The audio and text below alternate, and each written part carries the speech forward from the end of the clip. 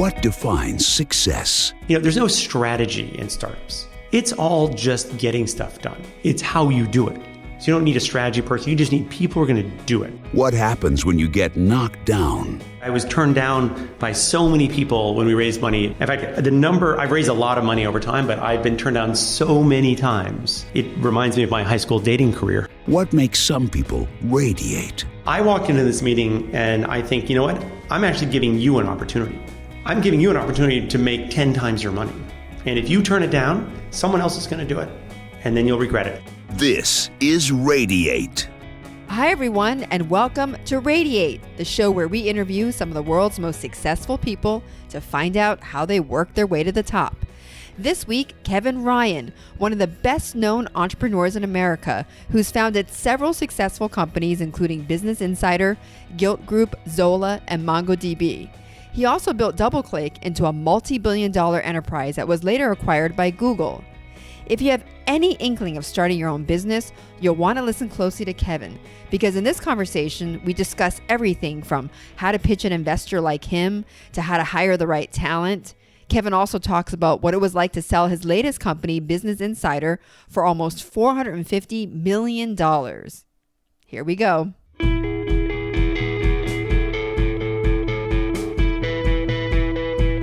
The one thing that people say about you and your brand is you're a serial entrepreneur, right? I mean, you've built so many companies, DoubleClick, Gilt, Business Insider, which you just sold.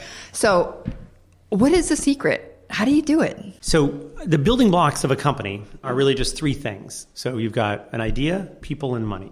So you need to simplify everything down. So obviously you have to start with an idea, and you've got to feel like it's a good idea. Then you have to build the team.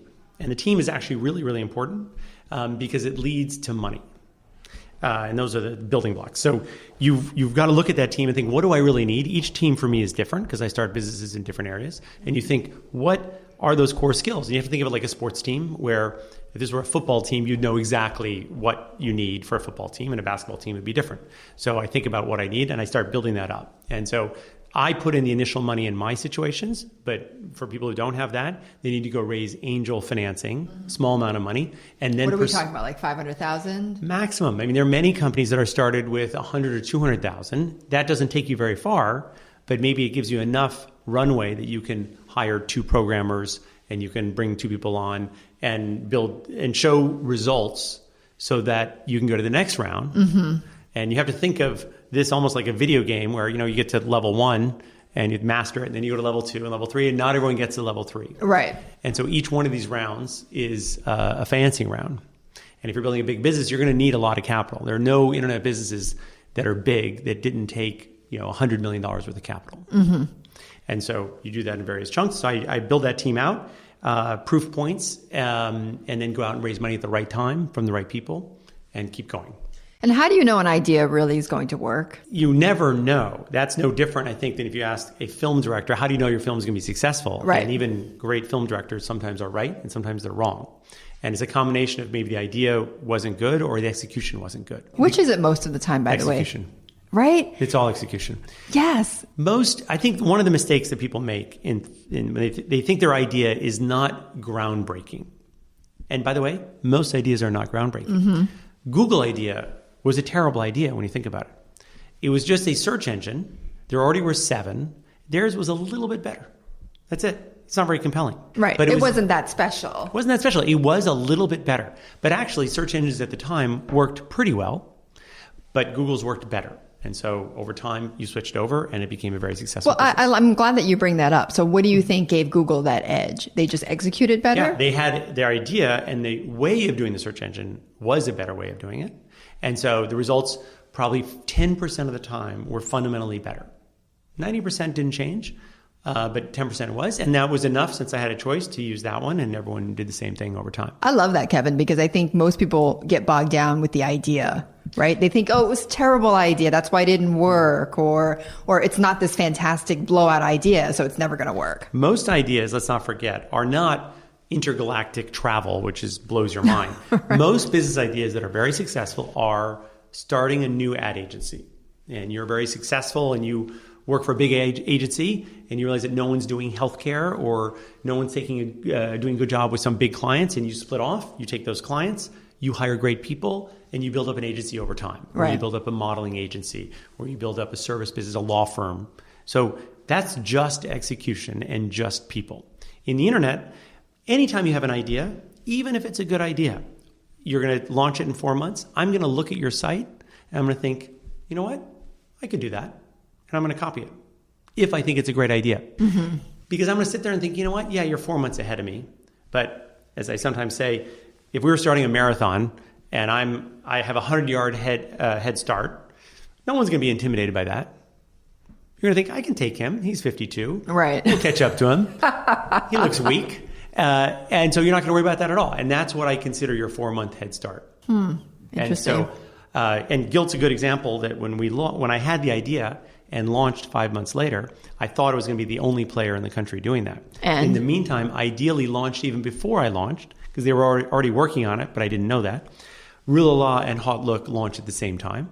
So we had 4 of us at the same time. Now, we're bigger than all of them because of execution, not because we launched earlier. So you knew there were going to be competitors. You knew that. It's a given. I assume. Hopefully it's going to be 6 months later. Okay. In this case, it wasn't. I didn't have a 6-month head start. Sometimes I do, like in Contour, which is a company I just did the launch party for this week. No one else has done it, so I have easily a 6-month head start. Zola, same thing. There were already other players out there, but I did it differently. So I always assume I'm going to have competitors. So Kevin, take me through, since Business Insider is so fresh in our minds, because you just sold the company for something like $450 million. By the way, did you ever think you would sell? I was not planning on selling. I mean, I thought at some point, look, all companies get sold in the long term. Right. I actually did not think it would get sold this early. I thought we would go public at some point. Okay. And then someone would buy it. Did you think that it would fetch this much money? You know, early on, I didn't, because there were no examples of successful media companies. So I thought it was a good idea that intellectually I would love a lot and might be worth $100 million and wouldn't take a lot of capital. So that's okay. And then as we got into it and mobile hit and our execution was great and it got to be so big, all of a sudden I realized it was more valuable than I thought. And I actually think it will be 5 years from now worth $1 billion. Okay, let's see. But we'll see. Well, media is, certainly a growing sector, and particularly for VC, people, especially with this whole mobile smart, everyone's watching it on their smartphones. But when you were starting Business Insider, I mean, like, nobody liked media companies, right? Everyone hated the idea. I had a lot of trouble raising money. Okay. How much did you raise initially? In the beginning, we put in a couple $100,000. Then we went out and had very small, painful rounds of maybe $500,000 or $1 million. Did an angel round, which I don't like to do. Then only after like 2 or 3 years was I able to raise a true VC round of $3 million. Did you ever at any point want to give up? No, it was growing all along. So, okay. I was only worried that we'd run out of money at some point. Okay. Because you need to fund it. It's like oxygen. When you don't have it, you're dead. Were you at any point willing to put your own money in there? Yeah, I put money in the beginning, and but in retrospect, should have put more money in because it was a very low valuation. So any money that someone put in 5 years ago, they made 20 times their money. Wow. So in the end, can you say, Kevin, how much did you have of Business Insider in the end? So we haven't disclosed that, but there was more dilution than we'd like. But all 3 founders, Henry Blodgett, Dwight Merriman, and I, ended up doing well. So we right. So you're happy, obviously. Yeah. We made a big return on our money. Okay. So again, take me back to the beginning, though. Everybody hated the idea. Yeah. And you still went ahead with it. Yeah. What made you go ahead with it? Oh, because the fundamentals I thought were there. There was no doubt in my mind that people were going to be consuming all their media online over time. That's obvious now, but not quite as obvious at the time. Still, print was huge, still much bigger. Even today, print is still much bigger than online in terms of subscription revenue and things. So you had to assume that was going to happen, and you had to assume that you could generate enough revenue in advertising dollars, which at the time was difficult. Mm-hmm. It wasn't a very attractive category. Advertisers are very slow to switch. They preferred to be on the Wall Street Journal than to be on Business Insider, so they would pay a huge premium there, and so we would get the scraps. It was hard to get journalists because good journalists. I had a guy, from Business Week who just said, "Look, Kevin, I don't want to leave Business Week to come join you. I don't know what this is about. You could be out of business in 2 years." And so the irony, of course, is that 2 years later, Business Week was out of business. It sold for $1. Right. I mean, if you hadn't purchased it, it was bankrupt. Yeah. And so the irony is that we became very valuable, and Business Week, which he thought was a safe choice, but everyone felt that way. It wasn't a crazy thought. Does that feel good, Kevin? Yeah, Business Insider in some ways is one of the more validating businesses that I've started, because no one thought it was going to work, because we had so many competitors. I mean, the line I remember is, Kevin, there are 50 business sites in 2007. No one needs another one. And they didn't realize that we were going to offer something different than what they were doing. And they didn't realize that when you are online only, you have a fundamental advantage over anyone that has print. And what everyone in print thinks is, oh, I have this big advantage because I have an existing brand, everyone knows me, and it actually is like having a weight around your neck. And you're about to run a race with this enormous anchor. With an entourage. With an anchor, yeah. You know, is there a part of you, and I notice this sometimes with very successful people, is there a part of you that likes, you know, kind of being underestimated? Yeah, it's very fun. It's still better to not be underestimated, because when people think it's going to work, it's easier to get money and people. And since those are two of my big building blocks, we couldn't get people to leave the Wall Street Journal and come write for us. Today we can. But I want to get back, Kevin. I won't let you escape that question, though. Is there a part of you, though, that likes being, because I wonder if this is what drives entrepreneurs. You know, you like being, in a way, underestimated or fighting the big guy. Yes, right? I think it's more the latter. I don't think about underestimated, but yeah, it's so fun to start something, to have this big Goliath there that everyone thinks is going to win. That's easy. People underestimate it. And so then to win over time is fantastic. I mean, look, I was turned down by so many people when we raised money for DoubleClick in the beginning. In fact, I've raised a lot of money over time, but I've been turned down so many times. It reminds me of my high school dating career. Many, many, many no's. My high school career had even fewer yeses, but at least raising money, I have a bunch of yeses as well. You know, I think that's a big lesson for people. You know, what you just said too is that you have been rejected so many times, yeah. And you do face these huge players when you're moving into this new market. On the rejection side, what do you do when you're rejected? What do you do when you lose, you know, that big deal or you get turned down? Yeah, you can't really take that personally. You know, you have to walk but out of there. That's easy to say, right? It's hard to do. But I mean, you're never happy about it.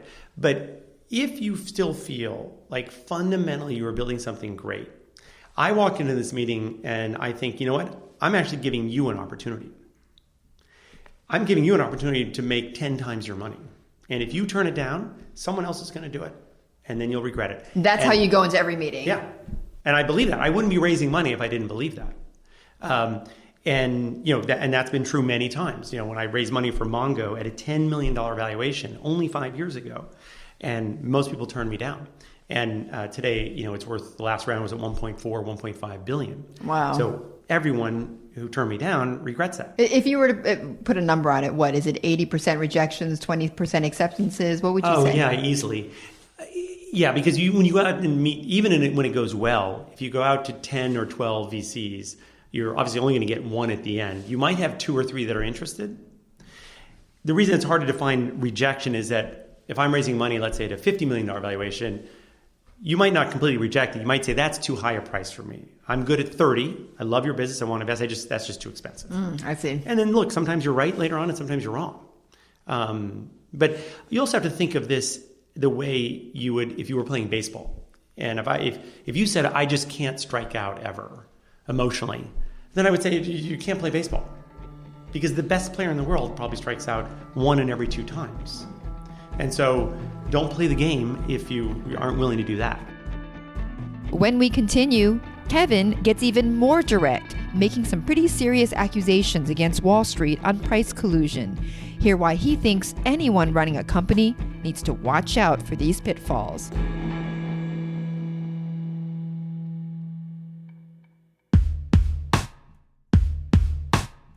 Radiate is brought to you by Freshbooks. If you're an entrepreneur or you have a business on the side, you need to know about Freshbooks. Freshbooks is the super simple invoicing solution that lets you create and send professional-looking invoices in seconds. Companies that use Freshbooks get paid an average of 5 days faster. By creating something so intuitive, Freshbooks has transformed all those annoying, time-sucking duties that entrepreneurs hate. It makes it the easiest part of their day. And on top of making the business run more smoothly, Freshbooks makes things easier for the clients by giving them the ability to pay online. And if they're on the move, not to worry. Freshbooks has a mobile app that can keep up. You just use the camera on the phone to capture the receipts, and while you watch, FreshBooks magically create the expense reports for you. All this, and FreshBooks is offering a free 30-day trial to all Radiate listeners. So head over to freshbooks.com/radiate and enter Radiate in the How Did You Hear About Us section. That's freshbooks.com/radiate.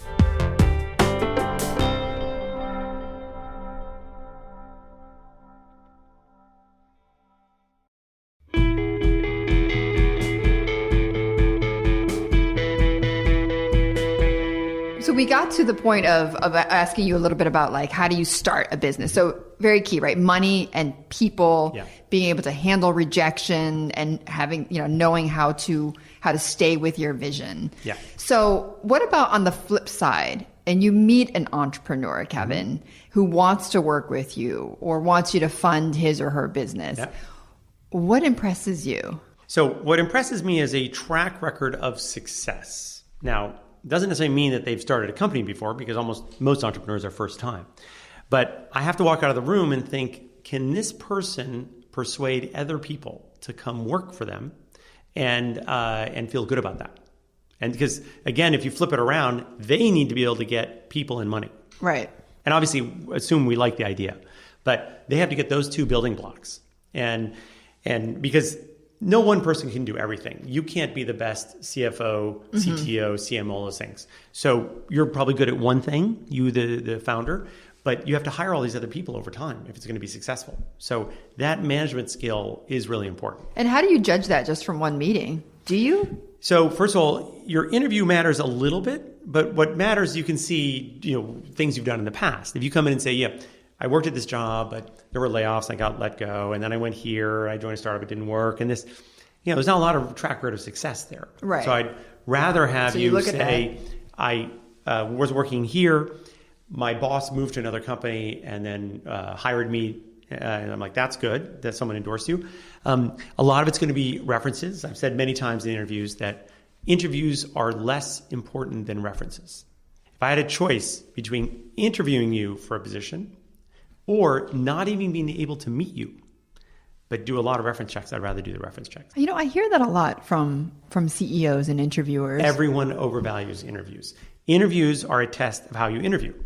Let me use another sports analogy. If we were trying to pick a good soccer player, how important is the interview? Not important at all. Right. He's going to say, yeah, I know how to score goals. Like, great, let's watch him play soccer, and then we'll get a sense of whether he's good. That's what matters. And so I want to know, and I can't watch you in your meetings, right? But I can talk to people who worked with you. And all of us know when you were a manager level somewhere and you had 6 managers that were your peers, if I said to you, were they all the same, your peers? And you're like, no, I'd rather work with Mary because she's great to work with. And in a second, I would work with her again. And Pete was a jerk, and I don't want to work with him anymore. Or didn't work hard, or had no attention to detail. All those things that you can't judge. How do you judge attention to detail in an interview? You can't. So then so when you say references, you're not even talking about saying to the candidate, I want your references. You're talking about, thank you very much, Susie, and then you go around and find people who know Susie, right? Is that what it is? Okay. That's really important. Okay. Now, there are certain things you can tell just on as we discussed earlier, if they've been doing well. If you joined a company and were promoted 4 times, that's a pretty good reference. Someone thought you did a great job and kept thinking that. So I still want to know some elements of that, but that's a good start. Okay, so you look to see if the person basically has a vision, is able to bring other people onto his or her vision. Yeah. But when you are meeting with them and they pitch you an idea, I mean, what are the do's and don'ts? Like, what do you tell entrepreneurs? Do this, don't do that. I want them to be mostly focused on the idea and the product. I don't want to be hearing about how we can sell this to someone for $50 million. That's mistake number one. Yeah. What they should be thinking is, I have a clear product vision in my mind. This is going to be a great product. This is why it's better than what's out there. And, you push on that. And so you should come away thinking, I see why this is going to be different. And this is how I can execute it. Because startups, there's no strategy in startups. It's all just getting stuff done. Because generally you have a strategy. Like Business Insider, there's not a strategy. We're going to write business articles. We're covering things. It's how you do it. So you don't need a strategy person. You just need people who are going to do it. Or if it's a product like for Contour or for Zola, it has to be, this is what I'm going to build, and this is why it's going to be better than what's out there. I personally don't do a financial model. You don't? And I'm a former CFO, and I have a CFA. But I actually don't put a financial model together.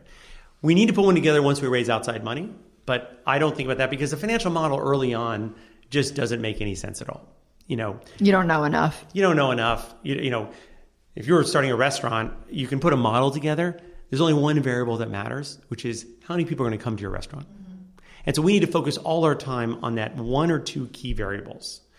I know that if your restaurant's full every night, you can be an idiot and probably make money.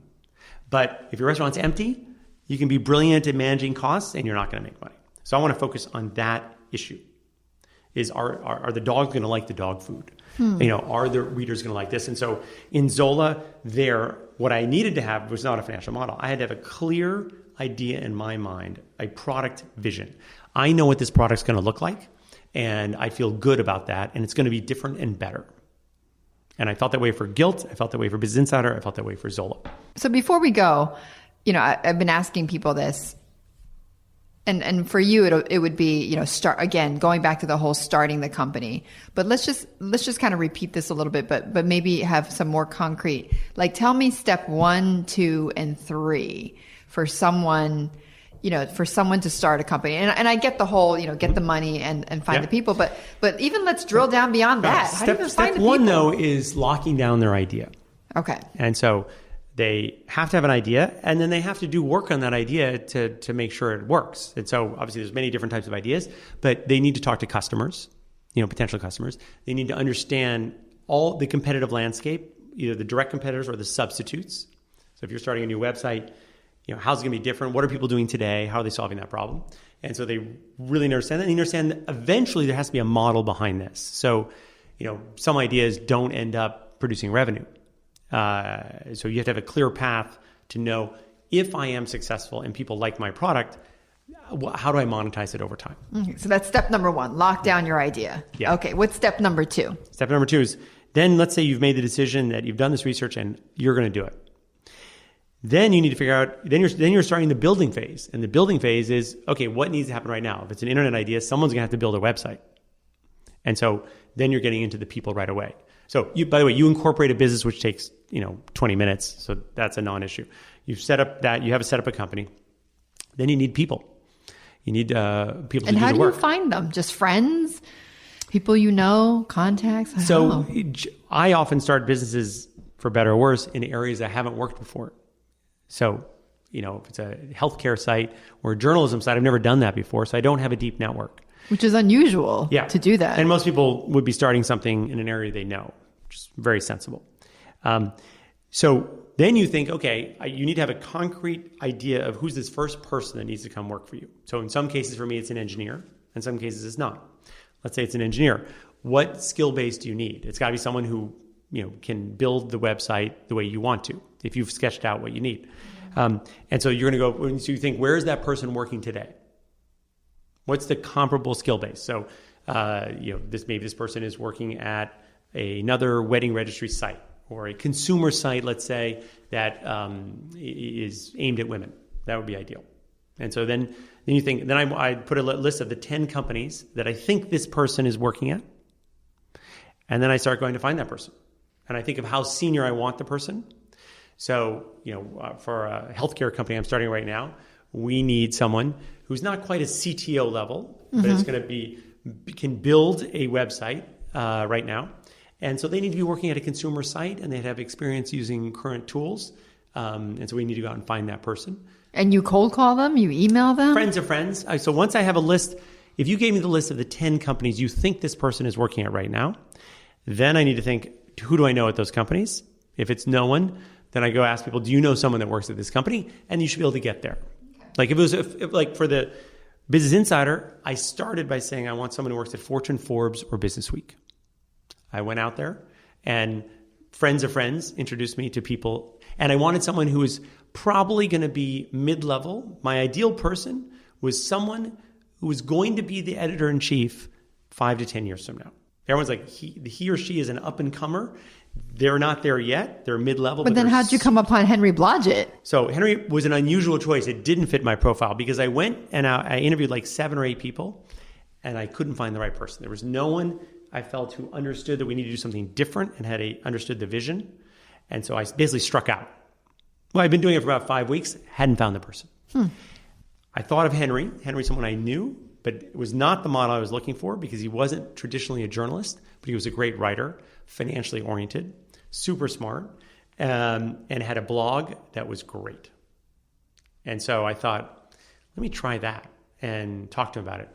And in 2 minutes, unlike my other conversations, he said, oh my God, we should do this. This is a great idea. I totally get it. Hit it off, intellectually on the idea. And he said, we should do this. And I want to do it. And he said, I'll work for no money to get more stock because I'm so committed to this idea. And I thought, this could be great. And I knew at the time it was either going to be one of those sort of off-model ideas that's brilliant or a terrible idea. And in general, you never want to have a non-journalist managing journalists. In the same way that when you run a university, if you're not a PhD, people tend to not trust you. They're easy to say, he doesn't really understand what we're going through. But this worked somehow. But this worked. And it turned out that Henry was actually a natural journalist. That really is his calling. It is who he is. And people forget now he's been doing it for so much longer than he was ever on Wall Street. So this is what he was made to do. And I think Henry will be a journalist, 15 years from now. And by the way, we didn't get into this, but I mean, he did not have the best of reputations. In some ways, yes. In some ways, not. No. I mean, what you're referring to is on Wall Street in terms of the analysts. But that actually didn't bother me at all because I saw what I dealt with all the internet analysts. And I know he was not doing anything different than every single other He just analyst. got caught. He got caught. And ironically, I would argue that the reason he got into trouble is because he had angst over what everyone was doing and wrote an email saying, why am I being forced to recommend this stock that I don't think is any good? The other people didn't do that. They just recommended it even though they hated it. I had people coming into me as a publicly traded CEO saying, basically, we'll write anything you want as long as we get the investment banking business. Every single one of those companies did that. He just happened to have a conscience about it. Yes, and Merrill Lynch threw him under the bus. But no, he was doing nothing different. That was structural. And by the way, no time did anyone suggest he was doing something that his bosses were not aware of every single step of the way. As you know, nothing gets written by a Wall Street analyst without 2 levels of people approving every single thing. Why Henry got into trouble for that and not the boss who said, great idea, and the counsel as well, I don't know. By the way, I mean, I think people look at that and they see Henry's career and how it got revived by Business Insider, and they say, there is room for second acts. I mean, you can do something which, let's be truthful here. It was still wrong what he did, but you can have a second act and you can come back, right? And I think that's important for people. And I still think it's wrong what the investment banks were doing. Yes. And he was one of the many people part of that, but he didn't invent anything, didn't create anything. There was a structural problem there. I could argue there's many structural problems in investment banks. When a bank takes you public and gets paid by the person buying your shares, the incentive structure is all wrong. No one seems to think that's illegal. When I went out to take a company public and I go to 5 different investment banks and ask them, what is how do you get paid on this? And the first one says, I take a 7% share, and the second one's 7%, third one's 7%. And I ask all of them, how about 6.5%? And not a single one will go to 6.5%. That's what I would call price fixing. Collusion. Yeah. Now, so is that legal? All of them are doing it.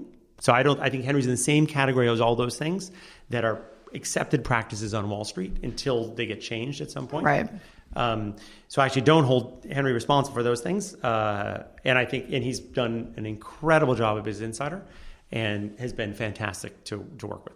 Okay, so get the right people. And the third final thing, Kevin, is what? So you have the people, then it's all execution because you have to manage them, have them work together, and build the right product. So somewhere there, you're going to be building something and creating it.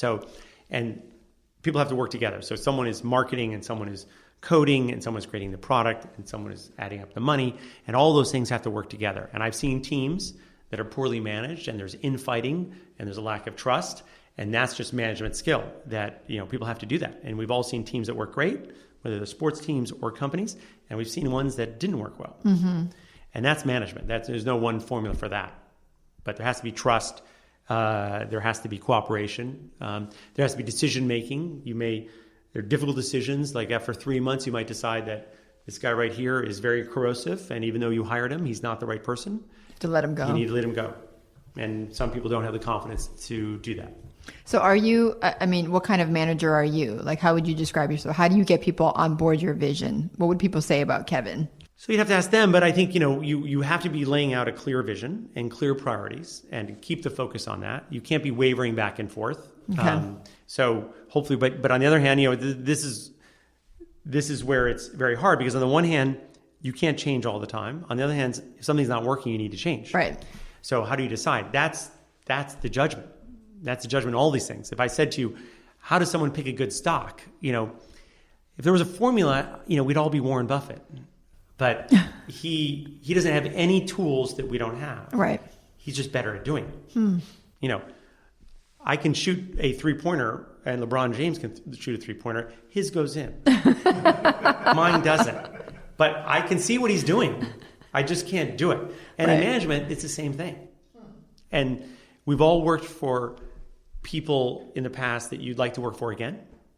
And then there are examples where you're like, never again would I work for that person. 100% true. And I ask you that because, I think it's a little bit different between men and women. I think women still, when they lead, they want to be liked still, right? So, or they're more lead by emotion maybe. And I don't want to stereotype them, but that is true. So. Yeah, but look, there's so many different styles that work. Think of the many CEOs or people you've worked for or followed. Or interviewed. Yeah. Very different. And so I don't think it's about one style at all. There's some people who are more military command and control, but clear path, and that's fine. They are more very collaborative, and it's great. Interestingly, out of 7 companies, I have 4 female CEOs. Wow. That's great. We just looked at a survey the other day that out of the 580 companies that got Series B funding in the internet space, only 5% had female CEOs. Wow. But there are many talented people out there, and that's sad. I feel that's sad, but yeah. Yep. But I know those numbers are changing, though. They're changing. They're not changing as fast. No. And it's not as if you separate it between enterprise and consumer, it's very different. So in enterprise, much more technical, there are far fewer women. Right. In consumer, there are many women now, increasing number of women. And so I think that's great. Next week on Radiate. You're going to like this podcast. I guarantee it. It's George Zimmer, the founder, former CEO, and pitchman for Men's Warehouse. Zimmer reveals what it was like to get sacked by the very company he created 40 years ago, and how the best revenge is coming back a bigger success. Thanks for joining us. I'm Betty Lou. If you liked what you heard, please review us on iTunes, and also don't forget to subscribe. You can find me on Twitter, Facebook, Instagram, and LinkedIn. See you next week on Radiate.